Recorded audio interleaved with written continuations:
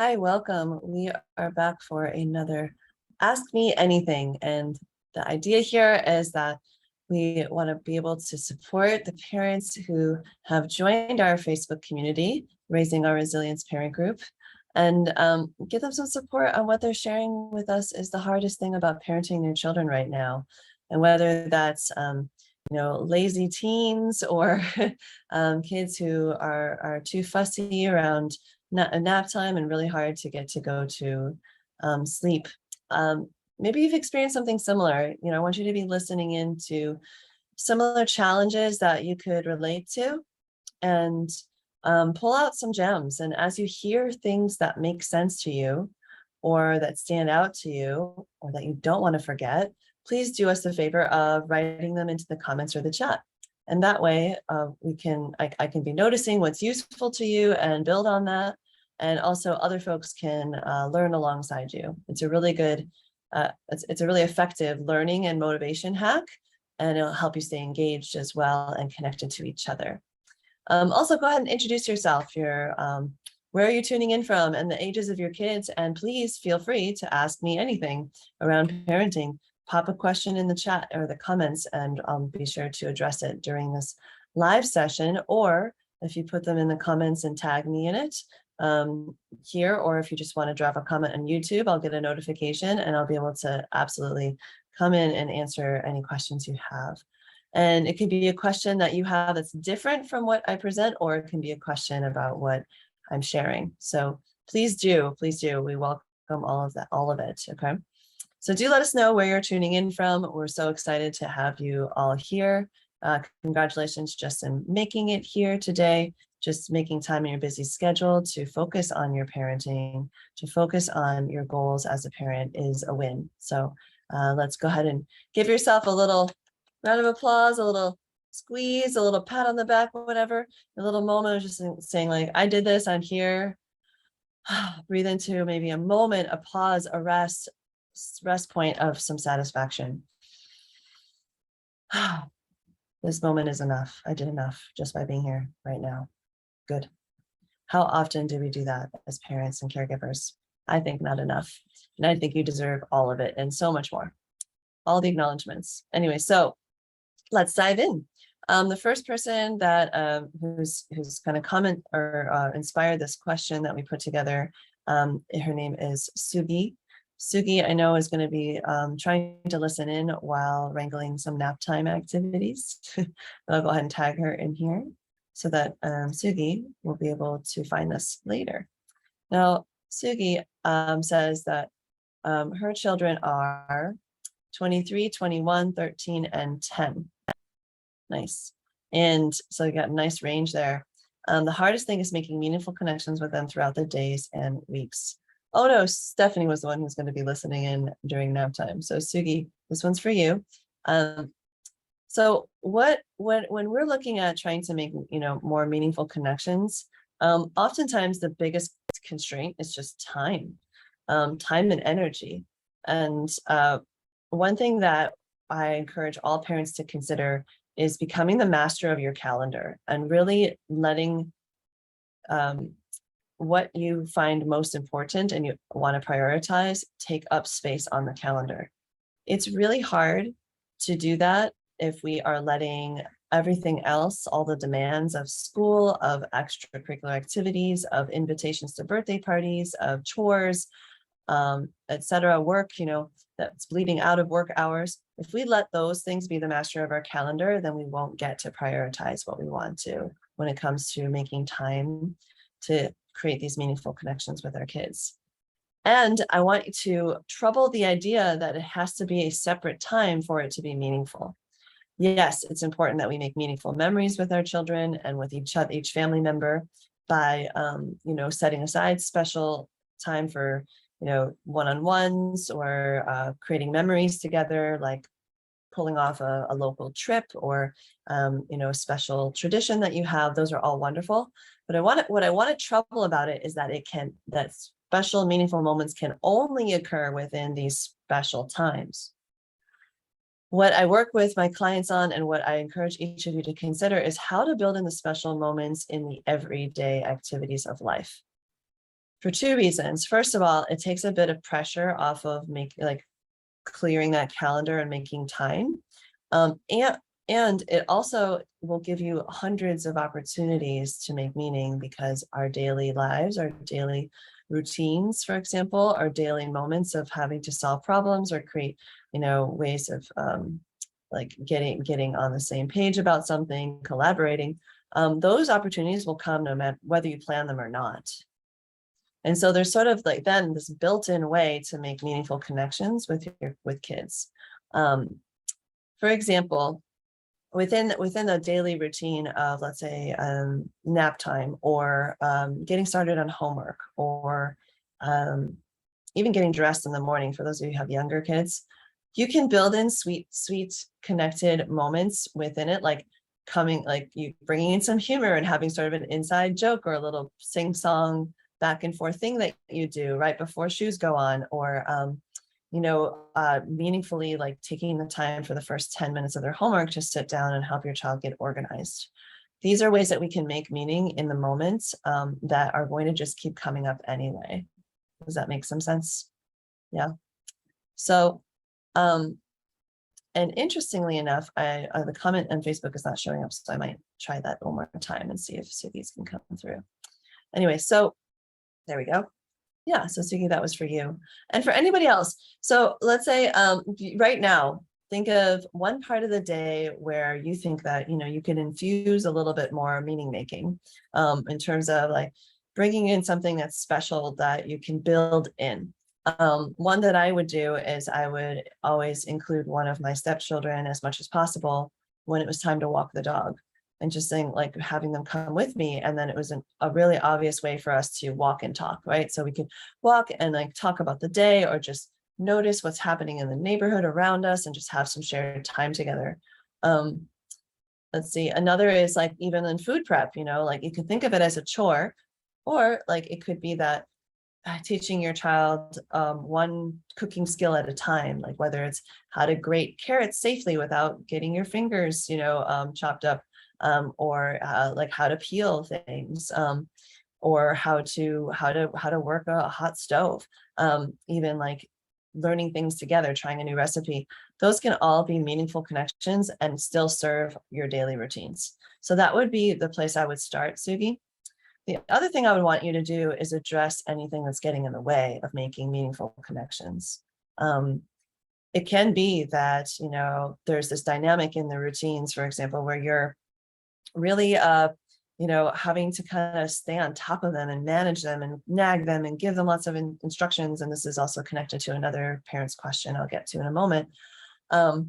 And breaking out of that habit and that cycle and that pattern, it's almost like its own type of like routine of, I'm going to not get ready right away. And then I'm going to wait. I'm going to ignore the time until mom comes in or dad comes in, or, my caregiver comes in and then reminds me, and then I ignore them again. And then they remind me more strongly, and then I ignore them. And then does this sound familiar? And then next thing you know, the parent is raising their voice and they go, okay, fine. I'll finally do it. Well, that just took up all his time and his energy. And to me, it kind of spends some of the relationship credit that you've built up, right? Because now there's tension and there's annoyance and there's, this maybe even some back talk of like, why are you always bothering me? Or who knows, right? But you can get ahead of that proactively by really sitting down and just being like, how kind of a morning do we want to have? Like, how do we want to experience our time together? That can clear what I would call like an obstacle to making meaning, eliminating some of the stress of daily life together. So consider that, what might be getting in the way. I do have a quiz that's designed to help you help you identify sort of the strengths in your parenting world and some of the gaps that might be getting in the way of building a meaningful relationship. And since you brought this up, Sugi, about making meaningful connections, I think this is something that you might really appreciate as an exercise, and anybody else as well. There's also an opportunity there to, apply for a strategy session with me where we can, dive into your results and take a look at it together for about 20, 30 minutes, and also see if it's a fit to work together on anything that you really want to change or have a breakthrough around in the coming months. Okay, so Suki, that's for you. And anybody else who might be struggling with that feeling of just not being able to have a meaningful connection. You're just kind of in the kind of rigmarole of daily life, you know. Let's see. So another one is I'm just going to hop over to teens, and because I think it's really connected to Suki's question, since she has a teenager and has some 20 somethings. So this one is for Laura Kurth, Karen Izzy Bristing, and Kayla Hill. And I just want to say, because it was actually Kayla that brought it to our attention. She goes, hey, wait a minute, I didn't actually ask this exact question. And you're absolutely right, Kayla. What we did do is we kind of noticed some themes within a group of new parents and pulled a question out of it. So to be more accurate, you know, Kayla would like motivation without sounding like a nag, you know, so just like what I was just describing. About being in the routine, and then you have to remind, and then you have to escalate, and then they're complaining that you're nagging them all the time, and it's like a cycle. And what I love about what Kayla said is she wants to learn how to work together more. So that's where if you sat together and address things like when cleaning the room is going to happen, and creating a plan around that, or how sitting down and making a plan around how you're going to approach homework so that you don't fall behind in school, and also like bringing to awareness that you really can choose what kind of a day or what kind of a kind of a connection you have, or kind of conversation you can have. Like a lot of times teens will have a lot of attitude, and then we feel confronted, and so we get into the power struggle, or we give up and throw our hands up, and maybe even, you know, mutter as we walk away. But a lot of times that's kind of getting us stuck in what's called like the victim savior villain triangle, where they feel like they're the victim, and they're turning you into the villain, and then you're like, no, I'm not the villain, you're the villain, I'm the victim, and you get stuck into this like kind of low level sort of dynamic, where if you lift it up and say, hey, actually, you know, we can choose to not be in this state of, oh, you're putting it on me and I gotta push back. Like we can actually work on this together, and we can choose what kind of a day we want to have, what kind of conversation we want to have, what kind of relationship we want to have. And the key there is being willing to go first, and being willing to bring in conversations that are goal oriented, in the sense that let's work together to create structure that's we can put up underneath us that will carry us forward. So it could be agreements about how often that room's going to be cleaned, and the offer of support in remembering and getting started, and maybe getting some organizational items to help with that. Maybe even like, hey, for the first time, let's do it together all the way through, so you can really get a sense of your room reset. So as an example. And so that kind of addresses Kayla's more specifically. Let's take a look at Laura. So Laura also with her teen, let me see if you have, yeah, her 15-year-old. You didn't specify anything in particular, but I'm just so curious, Laura, if anything stood out to you, and Karen as well, from what I just shared around working with teens. I know that Karen said specifically that there was some talking back, which is connected to the attitude, right? Adjustment, and just really asking of like, what kind of a blank are we going to have? What are we choosing here? In a way, empowering both of you to change things. But then what do you have to do? It says the why do I have to do that, and the utter disregard for rules. Okay, I've got a hot tip for any parent of all ages, but especially teens and tweens. I've raised kids to now 23 and 27, so I have a good sense of what it's like to go through this stage. If teens and tweens think that you don't get it, whatever it is, they can't listen. I'll say it again. If they think that you don't get it, they can't listen. And it's not just a matter of like will, of like, my strong-willed child is saying, I don't have to listen to you, right? Yes, and if they have any sense that you don't get what it is that they're experiencing, what they're thinking, what they're feeling, where they were coming from, if they feel wrongly accused of something or whatever, whatever misunderstandings there where you're not getting it, like they'll shut down. How many of you know what I mean? Put yes in the comments if your child of any age shuts down when we don't get it. So hot tip for this is do get into your child's world. And what I mean by get into their world is take some time to connect before you correct by really finding out like, what is it that you don't get without being defensive, without getting into the victim villain dynamic, right? Of blame and, defensiveness and things like that, but just really actually bringing in curiosity. So it can start really light instead of being like, what is it that's making you so mad at me? Like, that's pretty intense. Like, would you recommend that in a workplace? No, because it's a little too confrontational. I mean, sometimes we need to be that direct and that's fine. But I would say start with something light, like their hobbies, like try to understand what is it that's demanding their attention so much that they are being lazy around the house, or they're disregarding rules. Like, what is so important about, let's say, going to this party, or talking to their friend after midnight, or whatever rule they're breaking? What's going on? And like really hear them out, and don't give any feedback in the first conversation or 2 or 3 or 10. Like literally just ask questions and listen and try to relate. You don't have to agree. You can notice where you're getting triggered and upset and you like want to address something, but park it, put a pin in it, put it on the back burner, and instead just show up and get into their world and show that you get it. Try active listening, like without just sing song repeat. Like, I hear you say that this is true for you. Like, that's great. It's a good start, but I would like it to be from a really genuine place of like, try to really relate to it. Like, oh, so when your friends are continuing to play the video game after 10 o'clock at night and you need to leave the campaign, it sounds like not only do you feel like you're missing out, but you also feel like you're letting them down.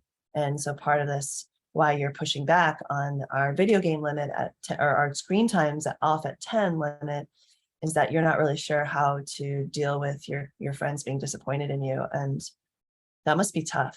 Okay, I got it. And just saying, I got it, can be a complete final moment with that. So what I'm encouraging you to do is like hold off on but you know why we have this limit, and I've explained it to you 20 times, and you've known about this limit, and you keep like, wow, we're getting into a whole nother dynamic there, right? So make sure they really, really believe that you get it, and watch what happens next. Because what I've found is that then you can state something like, share your own true feeling or perception, and say something like, after you show some understanding, and say something like, gosh, this is really tough because I'm really concerned about your health and really want you to, get good rest. But I also don't want you to feel like worried about your friendships. I wonder what we can do here. Help me think this through. Whoa. Working together, right, Kayla? This was something you wanted, is what can come from there. So if you heard something you like, we've got 3 or 4 people here and we've had people popping on and off. Just please say hi in the comments. Maybe you already have it, I'm gonna refresh it, but say hi in the comments. Let us know where you're tuning in from, the ages of your kids, and let us know what is standing out about some of the things I'm sharing. Even just a phrase like connect before I correct, or get into their world, or park my feedback. Whatever's standing out to you, you can say it in the chat on Zoom. I think we've got Chloe here. Hi, Chloe, one of my smart, big-hearted clients. So glad you're here. She's with us for the immersion for the year. Beautiful. Siobhan is here, another one of my immersion clients who's halfway through her program. Oh, so good to have both of you here. Hi, both of you. Siobhan's on Facebook and Chloe's on Zoom. Hi. Siobhan says, connect before you correct is what stands out to her. Curious, Chloe, what might stand out to you or anyone else who's listening to this now or in the recording? You can still, in the replay, just put #replay and just comment. Go ahead. Let us know what's standing out to you so far. Okay. All right. Well, we're going to move on. So we've addressed Laura, Karen, and Kayla's topics or age groups, and also Sugi's. And I'm just going to make sure I'm going to try and clump it by age if there are any other teen parents here. Yeah. So Danielle Clark Fisher. Yeah. Hi, Danielle. I'm going to tag you. Leela says, hi, Leela. Another one of our immersion members is here. Hi. So glad you could make it for this extra Monday chat. She says connect and correct, right? So the little nuance there is connect before you correct whenever possible. And that way, from that connected place, you might not even need to correct. It might be more like connect and discuss, connect and solve a problem, connect and review the routine. This is a little more advanced, Leila, because you're in the program. I wanted to share that with you. Stephanie's here. Yay. Stephanie also would love to connect before correct, even for her preschooler. Very good. Nice. So one last teenage one, and then I'll shift to younger kids. So although all of this applies in varying ways. How can I better support my teen and preteens who struggle with anxiety and depression? Danielle Clark Fisher is asking. This is a serious topic. I need to let you know that, I don't know if you've seen it, but they've surveyed school counselors from all across, different regions and asked, how is the mental health state of kids that you're seeing in schools right now? And this goes from elementary all the way through high school. And over 80% of the counselors said this is the worst mental health situation, kind of status they've ever seen. More kids with anxiety, more kids with depression, experiencing symptoms and or being diagnosed and needing a lot of support. We've been through a time, there's a lot of, there were, especially for older kids, but also for younger kids, there was a lot of kind of like comfort with how things are and how things would be. And then that was derailed with the pandemic. And there was a lot of isolation and trying to figure out how to return to school in a way that they don't feel bad about being behind or being disconnected or their friendships having changed. So there's just a lot that kids are navigating right now. So how can we better support teens, preteens, or any children who are struggling with anxiety and depression? Well, I would take a holistic approach always, and also involve a professional if it's appropriate. Because when we get into the realm of saying that a child has anxiety or has depression, we're looking at potentially getting professional support. So I would say, Danielle, go ahead and investigate that if you're able, and anyone else. What we can do though, not instead of or in despite of, right, having access to that, is really cultivate a family culture where there is quite a bit of safety, stability, love, and belonging.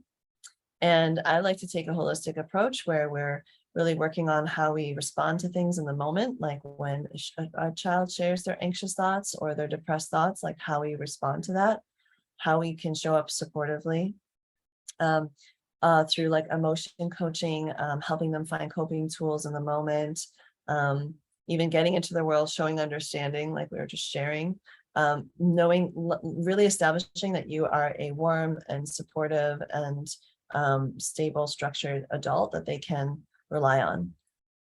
That can be the make or break, is kids having that, at least one warm, caring, supportive, also structured, like demanding adult in their lives.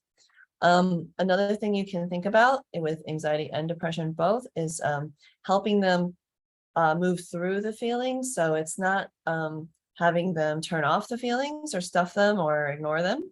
It's also not indulging them on the other end, where you just like really feed into like, of course you're depressed, of course you're anxious or something, and really feeding into it. It's sort of this in-between state where you acknowledge that the emotions are being experienced, you identify some needs, you meet those needs, and then you move through the emotion, and then you try to make meaning of why this emotion appeared in the first place. And that's really emotion coaching. So those of you who are in my world, I'm a big fan of emotion coaching, but also helping kids find their own ways through their emotions as well. So really looking into that can be so helpful. The other thing we can do is work on ourselves. So role modeling that calm and empowered place where you can say, okay, my lid is flipped, I'm triggered. What do I think contributed to this? What do I think I need? What's the most constructive or neutral response to the situation going forward? Can I make a resilience plan? That's something we do with all of our immersion members, and I do with my clients as well. So there are some ways that we can really show up for our kids, either like fostering, their skills and supporting them through their experiences, or role modeling how to do that for our children. And then when I say holistic, I mean looking at the routines, looking at helping them see their own strengths, helping them understand their love languages, looking at what boundaries or structures or limits might be helpful to bring in or reinforce, making sure conflicts are being healed well and resolved well. All of those pieces contribute to our mental health. Does that make sense? Like, we can't just wave a magic wand. Now, that's not to say that, specific interventions that are prescriptive can't have a huge impact. They can. So that's why I recommend also considering working with a mental health professional if you feel like your child is at risk. Okay. All right. There's a lot we can do alongside that to create that love, belonging, stability, and safety. Yeah, good. Leela says, yay, me too. Okay, connect and who knows what it could be instead of correct. Awesome, she says. Yes, okay, great. Yeah, Danielle, let us know if you have a follow-up question or two or three, because I think this is one that, a lot of folks are curious about, whether their child is currently experiencing anxiety and or depression, or they think that they might be at risk for it in the future. Okay, so Stephanie, since you're here, let's go ahead and dive into your question. Okay, so Stephanie's topic, along with Margaret, is something that I love talking about. And I'm actually creating a whole mini course around, so stay tuned for that, Stephanie. If you really want to rock your routines, we've got something cooking up for you for the fall. But I'm excited. I'll be excited to share with you soon. Oops, this is a very funny tag I just put in there. Anyways, I'll fix that. So how can I create morning and bedtime routines that actually work? I love the word actually in that, because it's so true. Sometimes you create the routine and it's like best laid plans, but then it bombs, right? Oh, okay. Well, there is an art form to creating routines that actually work. And I can't walk you through the entire process right now, but to get you started, Stephanie, and maybe you can let us know which of these things you've already tried or which ones you might want to try next. You really want to consider how the routine is already going, and get really real about what are the steps and how long am I expecting them to take, and who's responsible for making the ball move forward in those routines. When we get really clear, and this is also for Margaret, when we get really clear about how things are going, then we kind of know where we're starting from. So I would just sort of take an inventory. And the way that I have guided my clients to do it this month, actually, right? Leela is there, Siobhan is there, is go ahead and draft out the steps of the routine, and make sure you also write in any transitions, like when you're having to transition from getting ready in the bedroom to brushing teeth in the bathroom, write in the little word transition. And then I want you to estimate how long you think each of these steps takes, and then go and actually bring it live and test out your draft. Does it really take 5 minutes to do all the bathroom stuff, or is it more like 15? Does it really take 20 minutes to get dressed, or is it really more like 5? And you can do this for several days in a row, so you have different, days, different outcomes. And notice what variables are kind of shifting to make it go faster or slower. For example, if you have the Legos out in the bedroom, and one day, and then it takes your child, child keeps getting distracted by the Legos, distracted, and then it takes 20 minutes to get dressed. But then that night you put the Legos away and you go in and it only takes 5 minutes. Well, that's really good information. Maybe one of the things that needs to happen is toys get put away in the evening so that they can, be less distracted getting ready in the morning.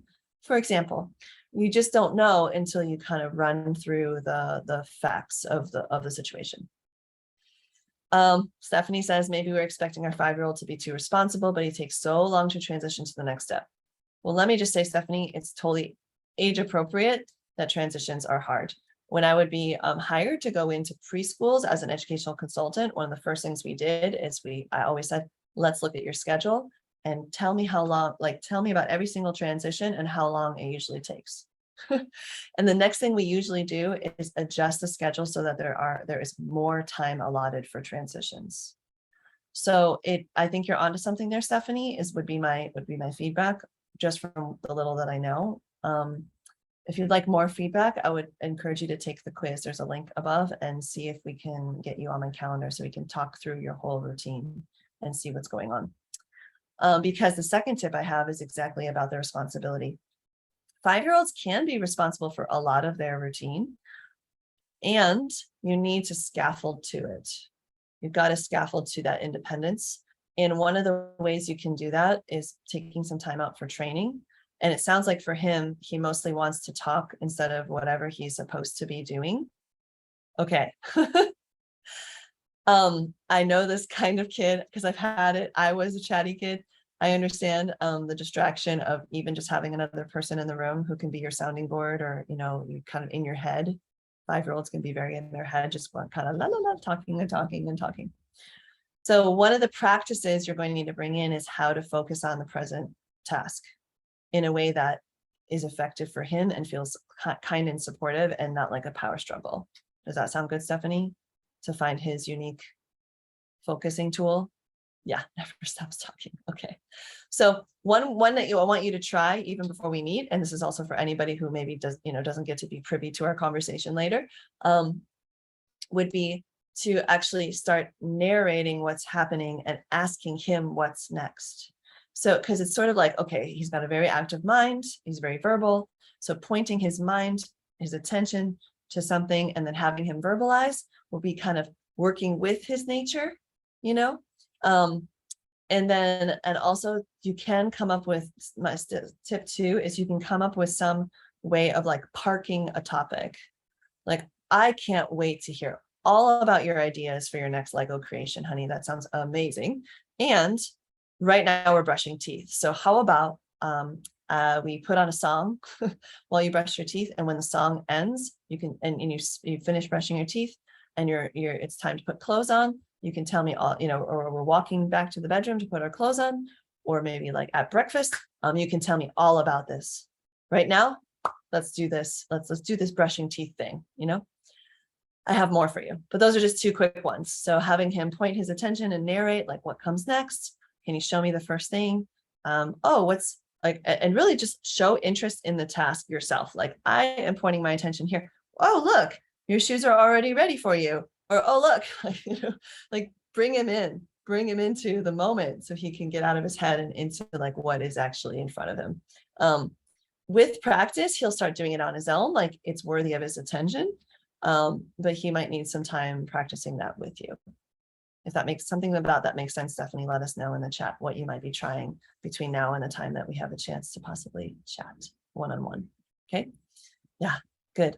And Margaret as well. I know Margaret and I've had several conversations about what she's working on as well. And I wonder if something stood out this time that would be supportive. Okay. I've got Eva, Arnold, and Jennifer below on a topic that's similar to each other. The first one, let's see, Eva, she really wants help with, it looks like, getting your 7-year-old on board with chores. That's right, I saw this one. Because chores and 7-year-olds, sometimes they don't even seem to exist in the same reality, right? It's like, no, I want to play, or like that's too boring. How many of you've heard that? Yeah, that's a big one. Or it could sound like, let's see, let's see what it sounds like for Jennifer. You're just interested in setting limits effectively. Okay, got it. Yeah, so this might be related to setting limits. Yes, good. Okay, so what I would say to Eva especially is that there sometimes needs to be sort of a refresh on what chores are and what they mean and how they fit into daily life. Sometimes just by calling it a chore, we've already sort of shot ourselves in the foot, in a sense. Oh, and hey, Neha, good to have you back. And on the Zoom chat, maybe say hi, let us know where you're tuning in from, how old your kids are, so we can support you. And if you have any questions today. Yeah, so this is the current question we're working on. Yeah, so just calling it a chore and something that's like separate from daily life, like it's this extra thing, already sometimes puts a stink on it for kids. Like they're not quite like they have all these negative, especially if they're reading books where the kids are whining about having to do their chores, or they're getting paid to do their chores or something, which will happen, right? Sometimes we build in reward systems with allowances, and that's totally fine. And there's a savvy way to do that so it doesn't become too transactional where they won't do the chore unless they're given money, which we could talk about another time. But for you, what I would say is start small with something that you could just build into the routine. It's just something that happens. It's like not an extra chore. It's just a part of your kind of daily life.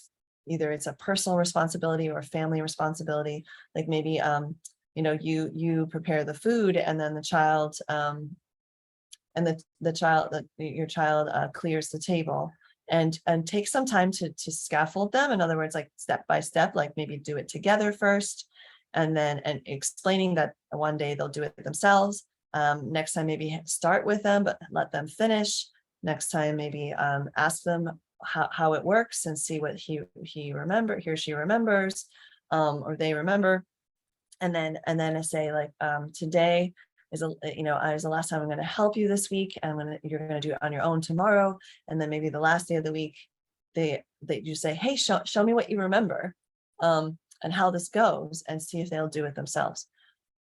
If there's a sense of like, I'm growing, I'm learning, I'm contributing, but it's not in this way that's like, do your chores, sometimes that can make a world of difference. And the secret sauce, by the way, is that 3 to 9-year-olds, especially, they want to have a meaningful role in the family.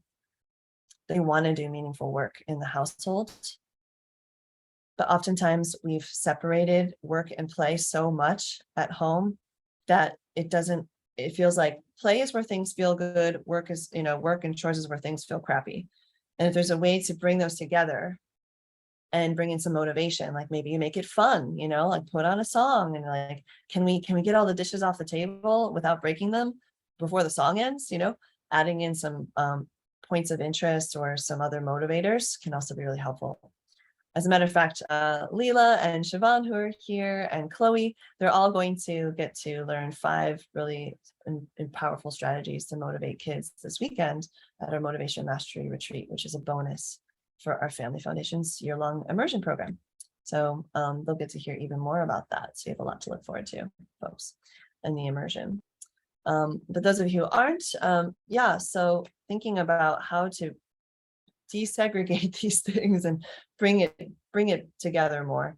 The other thing is that you can create some kind of chore chart. You can, but I would be introducing it without a heavy hand. It's not like this punitive thing if they don't finish it. It's more like, these are things that we need to get done, and like we're each going to pick one at every day at every Sunday dinner that we're going to do for the rest of the week. And then at the end of the week, we get to switch. You can add structure in without it being kind of heavy-handed. Does that make some sense? So Eva and Jennifer, I'm curious, and anyone else, if something stood out about that, let us know. I've definitely workshopped through chores with parents quite a bit. We've helped kids understand the difference between personal responsibility, family responsibility, and favors, where they can actually earn some extra cash around the house or in the neighborhood. So if that process is interesting to you, you might take the quiz and take me up on a one-on-one, and I can share that with you and see if it's a good fit to address other areas together as well. And again, that quiz link is, I'll just put it in the chat so it's easier to find. And you're welcome, Danielle. She says thank you, and that she'll have to go back and listen because she couldn't get on in time for her part. No problem. Yeah, and do participate in the chat. Like, let us know what stands out to you when you do have a chance to look at it. So another parent with a 7-year-old, but slightly different twist here to the parenting experience. Elise says that she can often feel like very drained by her energetic 7-year-old. How many of you can relate to that? And a 20-month-old. Oh yeah, I was just talking to a client yesterday, or 3 days ago, I guess it's Friday. Yeah, Friday. She's been with me now for 2 years, or a year and a half. She's in her 2nd year of the immersion. Single mom, 2 kids. One of them, is not far off from the 20-month-old, and very similar ages. And she just feels so tired. She's like, Vanessa, I can't, like it's some days I just feel like I can't. I'm so overwhelmed. I'm so exhausted. How am I supposed to keep up with these kids? Well, sometimes we can't. And we just have to admit it. Like today is not going to be a stellar day of parenting. Like I'm not going to get everything done. Like the chores are not going to get done, or like the work around the house. Not going to make it to swimming today. Dinner's going to be something out of the freezer. And we're just going to do as much screen time as we need to get through the end of this day. Like give yourself a gimme day when you need it, please. Please don't hold yourself to impossible standards every day that you're just not there yet. It's okay. Like that day, or that day just went sideways and there's nothing you could do. Your little one would not nap and it's going to be kind of a what show. So give some space for grace, please. All of us can you all do that, please? Can you just put yes in the chat or comments if you're willing to give yourself some space for some grace? Yeah, and have like a gimme day, a day where or even an hour or 2 hours or an afternoon where you just kind of let it all go. Would you please put yes in the comments or chat? If you'll give that to yourself, just put yes. Because I want you to have that, all of us to have that. And then from that place of letting go, you can do something really important. I don't see many yeses, so I hope y'all are listening or paying attention and giving yourself some space for grace. Do put in that word yes, if that's you, if you're willing to do that for yourself and for your kids. When you have done that, you give yourself the opportunity to take a step back and pause and ask, what is really needed first? What is the highest priority? Oftentimes when you feel so drained, something is off about sleep and nutrition. So rest, right? Rest and, caloric intake, nutrition. Something's off about the daily rhythm of life where you're finding yourself hungry or tired or angry and lonely. So really looking at what is going on, what are the needs here that I really need to prioritize getting to. So if it's we're going to do everything it takes tomorrow to make sure the 20-month-old gets the rest time that they need. Maybe that's the plan for tomorrow and that's all you need to commit to for the next day. You do need to step back and prioritize though, somehow from a more resourced place than when you're absolutely drained. How many of you know you make better choices when you're more resourced, when you're less drained?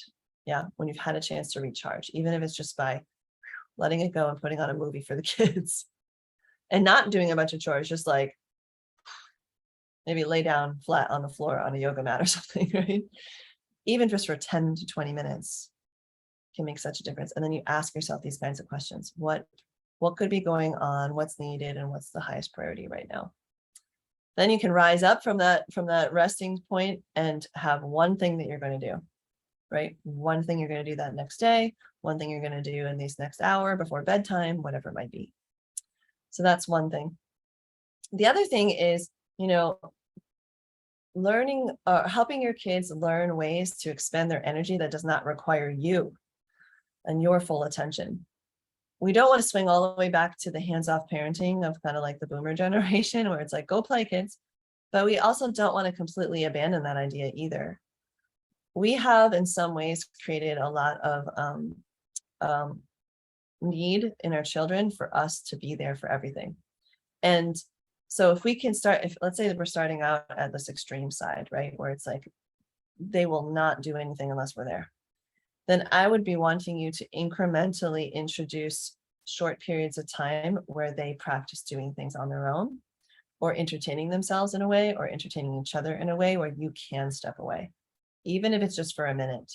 And then you build to 5 minutes and then you build to 10 and then 15 and 20 and 30 and so on. Now, age-wise, 20 months, you're probably not going to get past 20 minutes of where they can be fully engrossed in an activity and you can be watching from afar. Unless you have a child who especially does dive in and really concentrate on something for a long period of time. But at 7, you can stretch that to a whole hour and it doesn't have to be screen related, but it takes time. So I would be asking this question: what activities do my child, I call them anchoring activities. What activities do I think are low hanging fruit to anchor my child?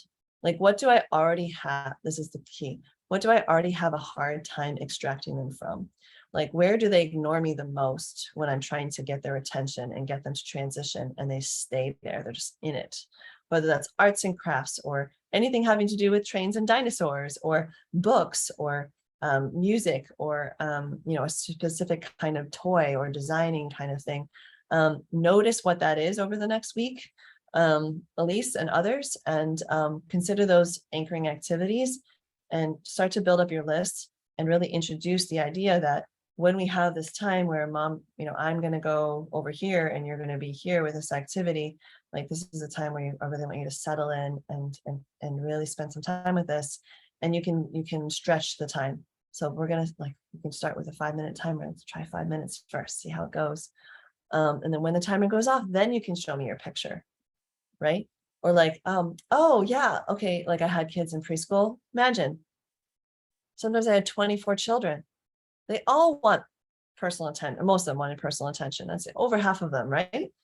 But it didn't make sense for them because this is a time where they get to enjoy being in the environment with the cool stuff around with their friends, right?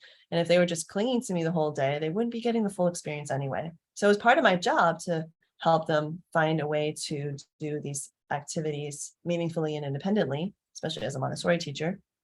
And so I would just have them really get really deep into the activity and then actually let them know sometimes, hey, so why don't you go ahead and fill in the whole page with color and then you can then come show it to me.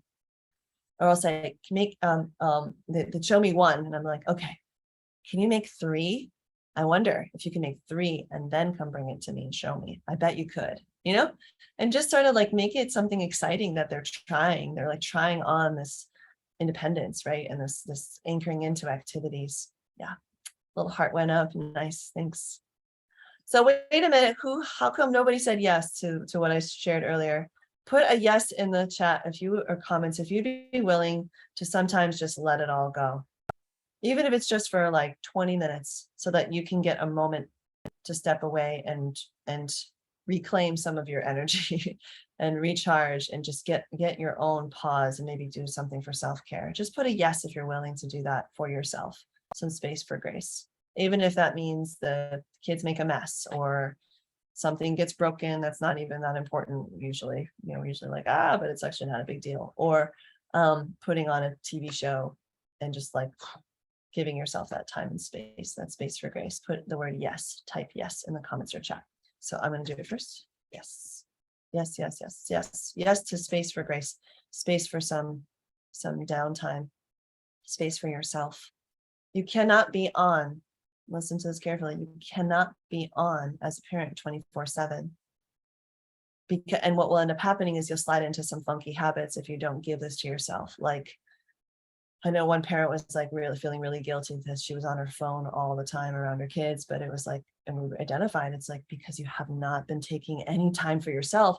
So of course you're going to use the phone to find moments to yourself, which is no judgment there. It was her goal. She was feeling bad about being on her phone around her kids. I said, well, what if you built in these 10 to 20 minutes where you just gave yourself some space for grace to recharge and just take a moment, take a breath, to have all these great ways that you can, recharge yourself. We have an event coming up in December all about that. And some of you have participated in our Calm in the Chaos series, and you know what I'm talking about. Breathing, tense and release tools, positive self-talk, things like that. Yeah. Okay. Well, maybe right now I'm the only one who's willing to do that for myself, or other people cannot type. They're only listening right now. But I hope to see some more yeses come into the comments in the chat on the replay, or as folks have time to come back and say yes, because I think it's so important. You deserve it. And not only do you deserve it, you need it.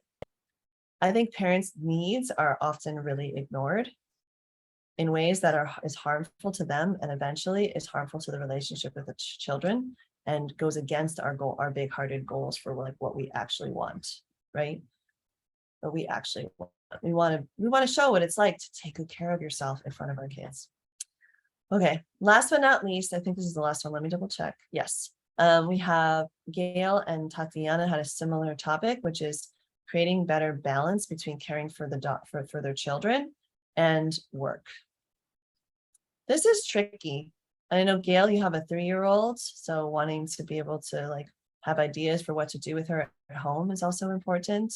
And I think Tatiana, let's see, you have, you didn't say what age of child you have, but this might be useful to you as well.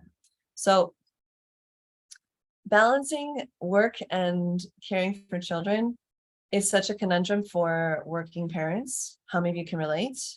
Just say me in the chat if you can relate to this. Whether it's you or another caregiver you're witnessing having a hard time with this. I can definitely relate. There was a time when I was in grad school, teaching full time, and raising my two stepchildren alongside their father. And I just remember it being really tough to balance it all. But you have to make certain commitments. So one thing I committed to during that was that 4 out of the 7 nights a week I would have dinner with the family. We would absolutely have a family dinner. It didn't have to be elaborate or fancy. It could be pizza. It could be something from the freezer plus a salad, like something quick to prepare. But we would sit down and spend time together. And that became something that really carried us through, where I could feel a better balance between caring for my kids and staying connected to them and all the work that I had in school and my career. Another thing you can do is making sure that with a 3-year-old, you like I was sharing earlier, you do involve them in like daily life. So oftentimes we sequester or segregate like this time of like when you're 100% on and you're just playing with them and there's no responsibility, nothing's getting taken care of. And that's the way that we feel like we are actually caring for or connected to our kids. Or we're like getting stuff done and just managing it, right? Like the chores side of it. I say don't separate those things, like blend them together more, right? Like bring in the connection and the fun and the meaningful moments in the chores, in the daily life, in the like we have to drive here. So this might be a time that we like play some music where we can sing songs together, right? All of that counts. And I think that there's this guilty feeling that comes up for a lot of parents who are working, like my mom worked full time for many years, sometimes 12 hours a day. And I know she would have a burden of like some guilt of like all that time spent apart. But then she would also put in an effort when the time we were together to like really to make meaningful memories, right? Like taking me on trips when we were, when she did have time off, sitting with me and working on flashcards together in the evenings, because academic excellence was a huge value for her. And spending that time together, even if it was productive, like I had her attention and we were collaborating together, right? Setting little goals and things. Gabriella says, this is a great follow-up question. I feel guilty staying with my phone, learning, listening, writing while I spend time with my baby. Should I be fully with him so I won't feel guilty? Thank you. Oh, yes, sweetheart. Okay. We are in a time where multitasking is going to happen and phones are here to stay. Like, I don't think we're going to get rid of the smartphone and our reliance on it to stay connected and to use it as a tool for many things, including communication and learning and things like that. What I would say is that, babies do watch us, right? So they're seeing us looking away and showing all this interest in the phone. And they don't really have a context for like why that's happening. So one of the most important, like I think kind of grace and courtesy things to introduce really, really early is to tell your children that you're getting on your phone. Like, and tell them why. And sometimes when you think of why, you realize it can wait because it sounds silly. Hey, I really need to check my fantasy football stats right now in the middle of while we're talking. And you're like, no, I don't, right? But if it's like, hang on, sweetie, I'm gonna hop on the phone and just make sure there aren't any messages from mama to see, about tonight. And then I'll come back to the game. And then you go, and then you do it, right? Instead of just wandering onto the phone or wandering off and wandering onto the phone and wandering off, right? You let kids know why the phone is in the conversation or is in play or has your attention. That is really helpful. And it feels more courteous. How many of you also would appreciate if people tell you why they're picking up their phone in front of you while you're supposed to be kind of sharing space? Yeah, that's a great place to start. Another thing you can do, Gabriella, is just like give yourself some tech-free time where you do set aside the phone, and for that full whatever amount of time it is, could be daily, could be weekly, could be both. You turn the phone off. Yeah, you turn it off. So yeah, even I know, Gabrielle, even at 7 months, you can start the practice of it. And even if there isn't comprehension exactly, it'll help you be more conscious, more conscientious of whether you really need to be looking at the phone or not, and then this habit will already be there when your child does comprehend. Does that make some sense? Yeah. Okay. And some child development experts say, don't use your phone in front of your baby. And I'm just nuancing it here, saying like that may not be possible. And so if you find that that's not an option, here's something you can do. Yeah. Is that helpful? Okay. All right. So balancing caring and caring for your child and work he's also here to stay, just like phones are here to stay.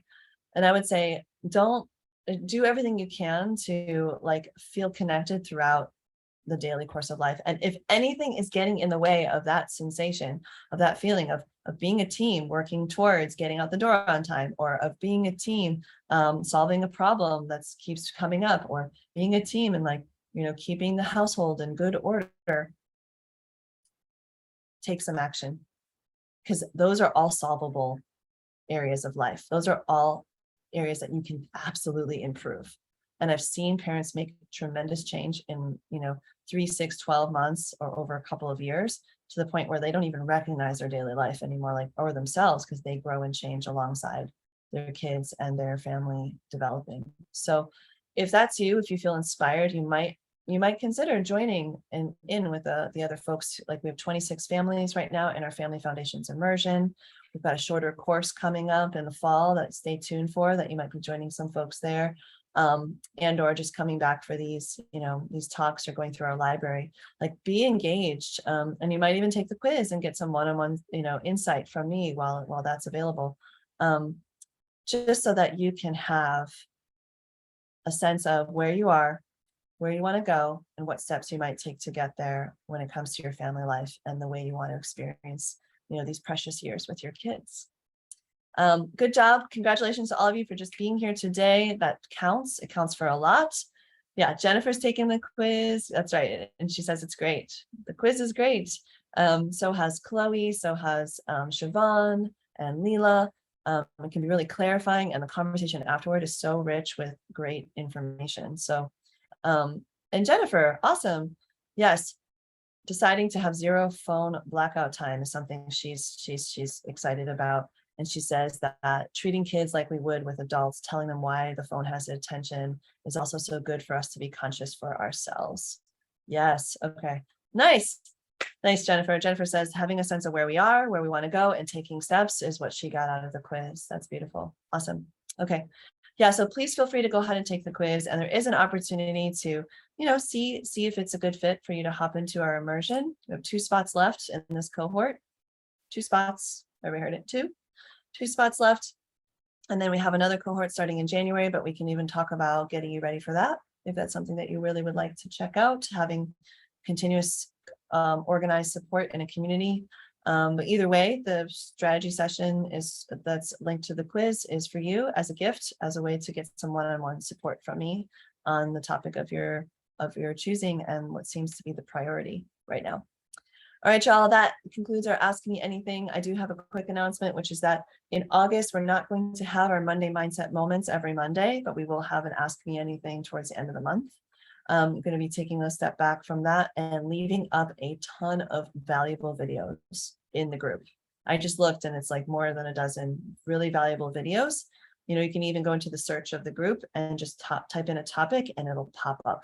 So you can check out those videos, see what tips you can have that could support you. Bye, Neha. Good to see you today. Bye, Chloe and Jennifer. So long to Siobhan, Gabriella, all the wonderful folks who've shown up today. Danielle, who's going to watch the replay. So good to have you here. And Stephanie, who's tuning in with her napping child.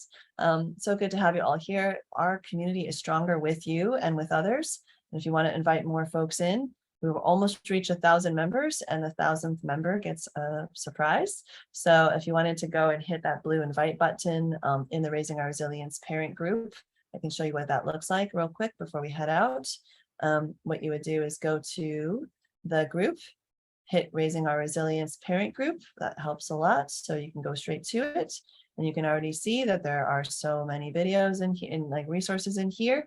But what you would do is go to the very top here where it says invite, this blue button, invite your friends on Facebook or off Facebook. And if you're on Facebook, what will happen is it'll give you an option to just type in the person's name. Like, let's say I want to invite someone named Grace. Let's see if I have a Grace. And then you can see which Grace you want to invite and click it, like this, and then just hit send invites.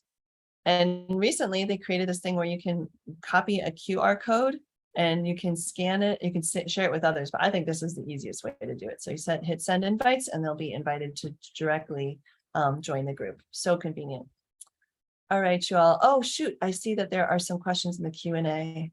Oh, that's where there were some answers. Okay, Neha says she's calling in from the Bay Area. Nice. And Chloe says that the chat was turned off, but yes. Oh, thank you. Okay, not sure how the chat got turned off, but thanks for letting me know. And so great to have your participation. And we'll see you all next time. Lots of love to you then. Until then, and we'll be together again soon. Bye for now. Take care, everybody. Do put your takeaways in the chat so we all can learn together. And we'll see you next time.